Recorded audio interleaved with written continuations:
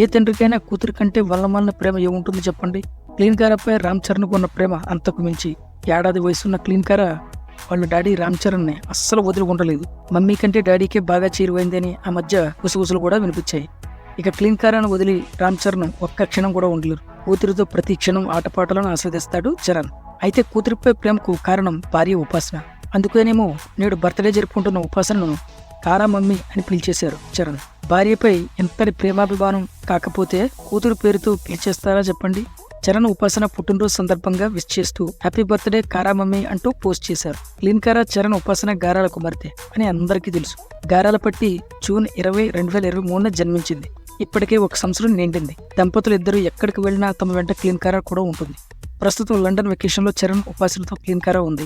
ఆగస్టులో జరిగే Indian film festival of Melbourne లో చరణ్ కి ambassador for Indian art and culture title ను అందజేయనున్నారు. ఇదే హుషార్లో తన తదుపరి చిత్రం గేమ్ చేంజర్ ని పాన్ ఇండియా లెవెల్లో బ్లాక్ బాస్టర్ గా మలచాలని చరణ్ తప్పిస్తున్నారు. ఈ చిత్రానికి శంకర్ దర్శకత్వం వహిస్తున్న సంగతి తెలిసిందే. ఈ ఏడాది చివరిన అనగా డిసెంబర్ 20న సినిమా రిలీజ్ అవుతున్నట్లుగా తెలుస్తుంది.